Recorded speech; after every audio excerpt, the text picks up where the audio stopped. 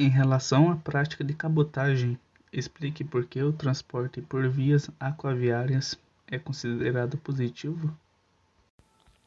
O transporte por vias aquaviárias é positivo por ser mais seguro e por encontrar altos números de portos estruturais no país. Além disso, oferece baixo consumo energético e é menos poluente ao meio ambiente, além de possuir alta capacidade de armazenamento e transporte de cargas de uma única vez. Quais assuntos foram abordados na proposta enviada à Câmara e ao Senado e que está sendo avaliada pelo Ministério da Infraestrutura?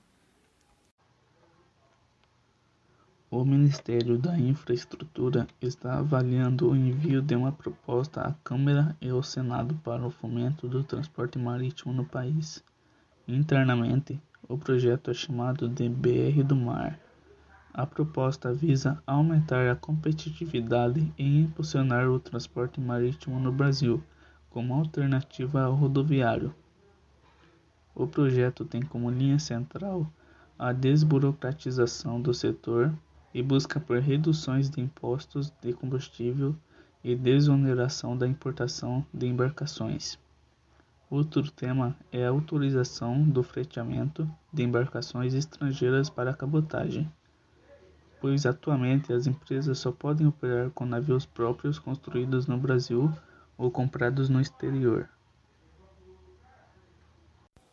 Fale um pouco sobre a Intermodal 2020.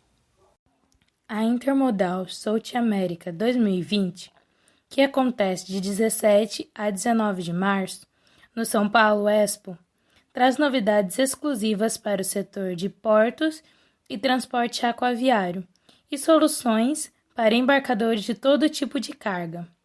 Em um comparativo com 2019, o número de expositores do segmento de transporte marítimo cresceu 55%, os terminais portuários 28% e portos 25% em número de estandes.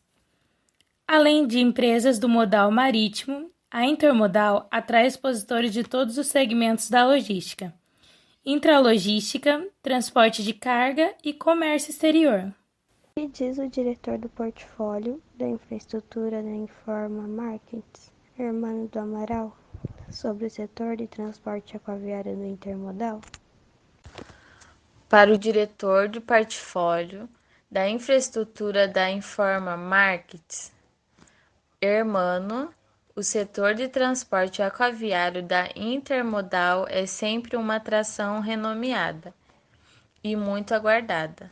Os expositores de portos, cabotagens, armadores e afins são muitos procurados durante a feira por representarem um modal forte e consolidado na cadeia da logística. São referências nacionais e internacionais que apresentam, durante o evento, o que há mais novo em tecnologia. Ainda sobre a Intermodal, cite algumas marcas participantes e fale um pouco sobre elas. Porto de Imbituba é uma empresa pública do estado de Santa Catarina. Exerce a autoridade portuária no Complexo Portuário de Imbituba e, portanto, é responsável por administrar a infraestrutura e fiscalizar as operações do porto. Uma das novidades na área da exposição deste ano é a Imetame Logística Porto, com conceito multipropósito. O porto, que será construído em Aracruz, Santa Catarina, terá o foco na movimentação de contêineres e cargas gerais, granéis sólidos, líquidos e gasosos. Também atenderá às operações offshore.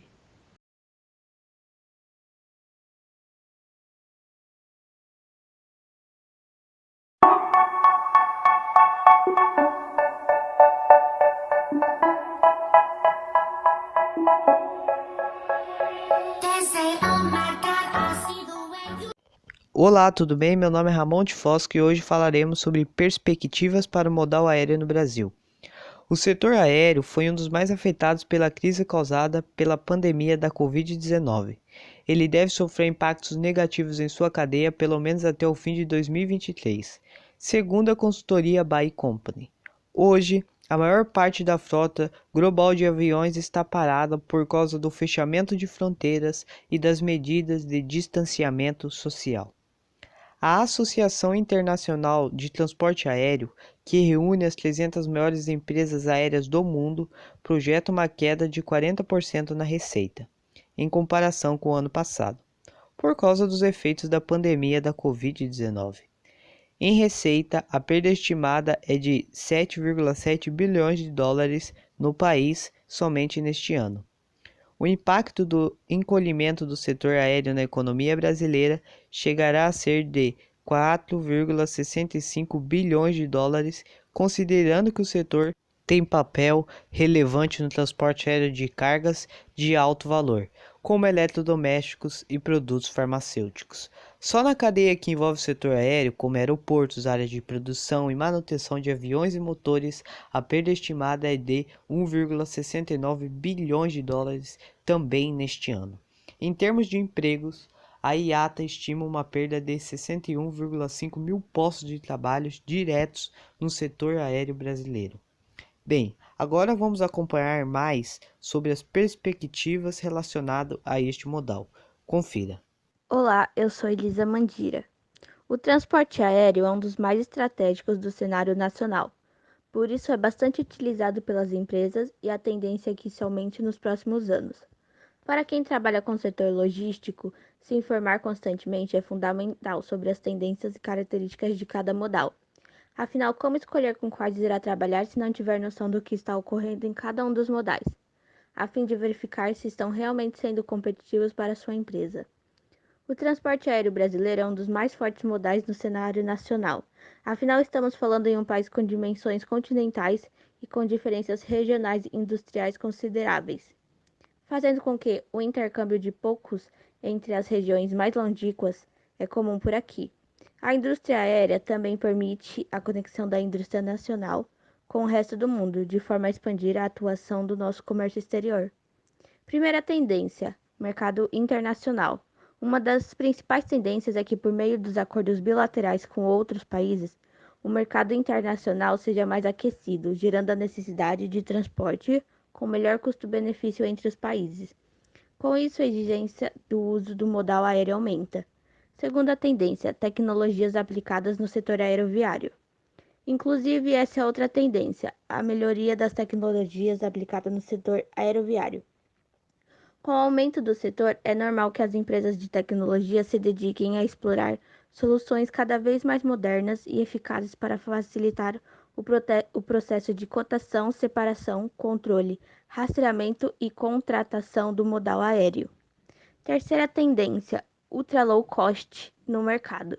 Outra tendência importante para os próximos anos é a inserção das empresas ultra low cost no mercado, deixando claro a vontade de entrar no mercado para proporcionar viagens aéreas estritamente básicas. Sendo assim, é possível perceber que diversas melhorias são esperadas para o setor aeroviário, de modo que consiga melhores resultados e se torne mais competitivo no Brasil. Sou Yasmin França. A ANAC divulga dados aéreos de 2019. Menos voos e mais passageiros. Negócio redondo. Os dados do Anuário de Transporte Aéreo divulgados nesta quarta-feira, 26/8, pela Agência Nacional de Aviação Civil, ANAC, mostram que o número de passageiros transportados na aviação civil brasileira em 2019 foi o maior já registrado na série histórica. Ao longo de todo o ano passado, 119,4 milhões de pessoas foram transportadas no mercado doméstico e internacional. O resultado foi 1,4% maior que o registrado em 2018. Trata-se da terceira parcela alta consecutiva no indicador. Por outro lado, o número de decolagens no transporte aéreo apresentou redução de 1,7% no ano passado, em comparação com 2018. No total, foram realizados 951 mil voos regulares e não regulares. No mercado doméstico, a quantidade de decolagens teve retração de 1,4%, passou de 816 mil em 2018 para 805 mil no ano passado. As operações registradas no mercado internacional tiveram redução de 3,4% em 2019, totalizando aproximadamente 146 mil decolagens. Mercado em 2020. Efeitos da pandemia no setor aéreo. Partindo de um cenário de crescimento em 2019, os principais indicadores do transporte aéreo brasileiro sofreram grande queda em 2020 pela pandemia mundial do novo coronavírus. O cenário atual ainda é de forte retração na economia em todo o mundo, em especial no setor de turismo e no mercado de transporte aéreo. Como um dos efeitos causados no setor, em abril deste ano, a quantidade de passageiros transportados foi aproximadamente 95% menor do que o registrado no mesmo mês de 2019. Os dados de julho de 2020 mostram uma leve retomada, com quantidades de passageiros 81% menor na comparação com o ano anterior. Olá, meu nome é Matheus. Coronavírus. O futuro incerto das viagens aéreas após a pandemia do Covid-19. Entrega milhões de pessoas, serve de sustentação para a sobrevivência de outras dezenas de milhões e é parte crucial do sistema nervoso dos negócios internacionais e do lazer. Hoje, todo esse setor está praticamente parado pelos esforços de contenção da pandemia do coronavírus. O número de voos diários caiu em 80% desde o início do ano. Em algumas regiões, o tráfego aéreo foi suspenso totalmente. A indústria aérea está em modo de sobrevivência, com companhias aéreas, aeroportos e empresas de apoio desesperadas para conservar suas reservas de caixa, já que a entrada de dinheiro praticamente secou. A expectativa é de que muitos empregos sejam perdidos. A australiana Qantas colocou 200 mil funcionários de licença e 700 pilotos da American Airlines concordaram em antecipar a sua aposentadoria. A IAG, empresa aérea ligada à British Airways, anunciou recentemente que vai cortar 12 mil pontos de trabalho. Especialistas acreditam que levará muitos anos até que o setor volte ao nível de produtividade de 2019. Mas mesmo assim, a atenção se volta gradualmente ao futuro e como as empresas aéreas ao redor do mundo podem, aos poucos, voltar ao cenário remotamente parecido à normalidade. Bem, pessoal, essas foram algumas perspectivas do modal aéreo.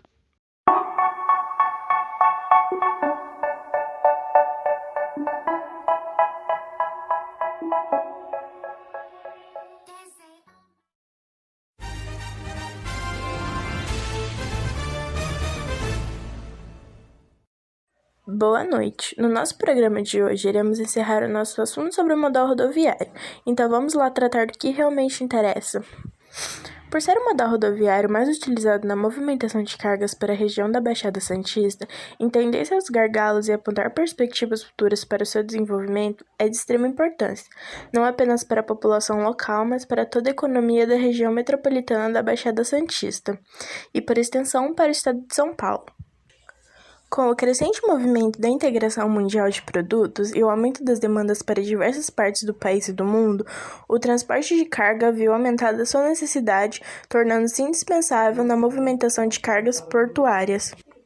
Nesse sentido, esse artigo objetiva discutir os impactos causados pela falta de infraestrutura e outros gargalos das rodovias da região metropolitana, analisando a situação e propondo alternativas que possam ser implementadas pensando no cenário futuro, não só para a região metropolitana, mas também para a economia do país. Esse modal apresenta características necessárias para um transporte de carga rápido e eficiente por meio de caminhões de médio e grande porte, além de suas facilidades proporcionais que não podem ser encontradas em outros modais, e principalmente devido à falta de investimento em uma melhor malha ferroviária e aquaviária, que proporcione se atingir a região, que com isso acaba sobrecarregada pela utilização majoritária do modo por rodovias. Muitas são as dúvidas de empresários do setor de transporte rodoviário sobre como proceder e de que maneira encarar o mercado com o baque econômico causado pela Covid-19, a gripe altamente contagiosa que impactou o mundo e colocou o Brasil em estado de alerta público. De acordo com os dados colhidos pelo CETSESB, que foi publicado em 27 de abril de 2020 pelo Diário de Transporte, Sindicato das Empresas de Transporte de Carga de São Paulo e Região, já na primeira semana de isolamento social, houve uma queda de 26,1% no volume de cargas em relação à operação normal da transportadora. Em uma entrevista com Jean Carlos Pejo, especializado no mercado ferroviário e engenharia de material rodante público, em 27 de abril de 2020, ele constatou o seguinte: primeiramente, precisamos levar em conta de que imediatamente antes da pandemia do coronavírus, as empresas de transporte coletivo já vinham passando por uma situação econômica e financeira difícil. Isso em decorrência de políticas tarifárias, das condições de capacidade de subsídios e também de uma série de fatos novos ocorridos, como a própria entrada de serviços privados de transporte de passageiros no mercado. Ou seja, começamos a pandemia já numa situação de muita dificuldade dessas empresas. Então, passando objetivamente a pergunta, hoje temos quase 80% da perda de movimento que se tinha antes. Isso se aplica tanto no transporte interestadual como no transporte intermunicipal e o transporte público. A perspectiva é de que o transporte rodoviário de carga esteja com mais infraestrutura adequada para esse modal, pois ele é um dos mais utilizados de extrema importância para a transportação de cargas.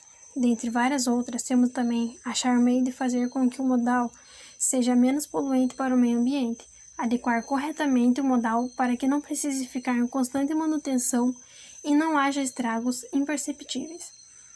E ficamos por aqui com o nosso assunto sobre o modal rodoviário. Foi um prazer poder passar um pouco do nosso conhecimento para vocês. Até uma próxima vez.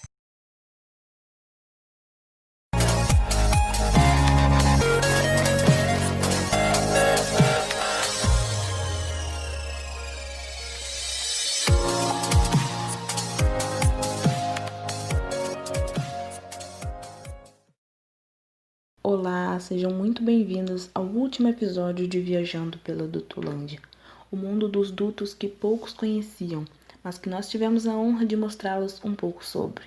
No Brasil, o modal rodoviário é preponderante na matriz agregada do transporte, sendo responsável por movimentar 67,4% do total do volume de carga do país, contra apenas 3% do modal dutoviário. Entretanto, essa proporção não se mantém no setor de petróleo e gás, no qual o transporte dutoviário é considerado estratégico em diversas etapas da cadeia logística, por ser mais competitivo que os outros modais. Essa competitividade se estabelece à medida que existe a necessidade de transportar contínuos de grandes volumes de fluidos, de um ponto de oferta a um ponto de demanda, com os dutos entregando um alto grau de confiabilidade por não se sujeitar a incertezas meteorológicas ou de condicionamento. Os grandes volumes transportados e os baixos custos variáveis, característicos no modal, compensam os altos investimentos necessários para a construção e implantação de uma malha de dutos, como equipamentos, mão de obra, desapropriação e direito de acesso às terras. Devido a isso, o modal rodoviário tem uma perspectiva de maior desenvolvimento para os próximos anos, no investimento de dutos especializados na condução de álcool e na construção de mais minerodutos por seu baixo impacto ambiental e maior segurança e por apresentar uma alta confiabilidade enquanto o produto se desloca. As perspectivas do setor nacional de petróleo e gás são auspiciosas e desafiadoras. A Petrobras anunciou em seu plano estratégico de 2030 uma produção de 4,2 milhões de barris de petróleo por dia, MPBS, ressaltando que a média de 2013 foi de 1,93 MPBS, dados de 2014. Para esse período, os investimentos planejados estão de 220,6 bilhões de dólares, incluindo não apenas o aumento da produção de petróleo e gás, como também a elevação de 76% da capacidade de refino de petróleo e da consequente produção de seus derivados. O Banco Nacional de Desenvolvimento Econômico e Social irá fazer um financiamento no valor de 1,81 milhões para a implantação da infraestrutura dutoviária e de armazenamento do sistema logístico de etanol, único sistema de escoamento do etanol no Brasil a utilizar o modal dutoviário. A medida visa ampliar, até 2021, a capacidade de transporte de combustível para mais de 8 bilhões de litros de etanol por ano. Os recursos serão utilizados para a construção de cerca de 128 quilômetros adicionais de dutos próprios da Lagum, a partir de Guararema, São Paulo, divididos em 2 trechos novos. O primeiro até São José dos Campos, com 36 quilômetros, e o segundo até São Caetano do Sul, com 92 quilômetros, passando por Guarulhos. Além disso, é prevista a implantação de um terminal de armazenagem de combustível em Guarulhos. Agradecemos a sua audiência. Esperamos que tenham gostado e conhecido mais um pouco sobre o modal dutoviário. Viajando pela Dutolândia, chega ao fim. 3 beijinhos e até a próxima!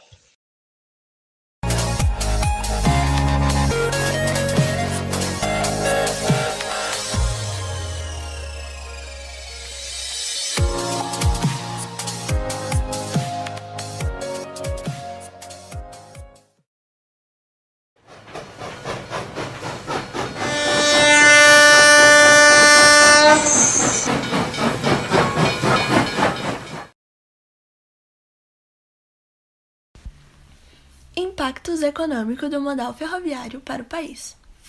Em um país de proporções continentais, com importantes regiões produtoras de alimentos, insumos e produtos por todos os seus cantos, o sistema de transporte é fundamental para fazer com que toda essa riqueza chegue de forma homogênea aos diversos estados brasileiros. No caso do transporte ferroviário de carga, o fato do mesmo intervir principalmente junto ao deslocamento de mercadorias provenientes das indústrias de base, como minério de ferro, soja, varejo, produção agrícola e etc., o faz desempenhar um papel ainda mais importante na economia de uma nação. No Brasil, o transporte ferroviário ainda não atingiu seu ápice, nem de eficiência, muito menos de utilização, já que ao compará-lo com outros países de grandes dimensões territoriais, confirma-se o fato de que o Brasil não está usufruindo das vantagens comparativas do modal ferroviário para o movimento de carga, frente a outros modais.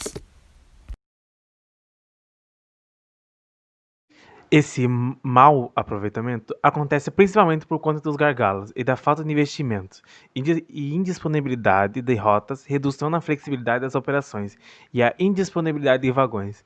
Para o modelo econômico brasileiro atual, principalmente a exportação de commodities, o modal ferroviário se encaixa perfeitamente, pois as principais cargas movidas por trem são grãos, minérios de ferro, cimentos, derivados de petróleo, produtos cirúrgicos, entre outros. O problema consiste no fato de que a malha ferroviária não cria novos polos de desenvolvimento, havendo, portanto, uma concentração nas vias férreas na ligação entre os centros econômicos para os portos. Todos nós sabemos que a qualidade de vida está associada à qualidade da mobilidade, e as ferrovias desempenham funções primordiais nesse contexto, pois trazem muitos benefícios para as comunidades por onde passam e para o país como um todo. Vantagens como a criação de emprego, já que em todo o Brasil 80 mil pessoas trabalham em ferrovias e tem muita gente com a intenção de trabalhar nesse setor. Patrimônio histórico, as ferrovias estão geralmente associadas a um determinado ciclo econômico e com isso ela se torna parte da história do local e também das lembranças dos moradores.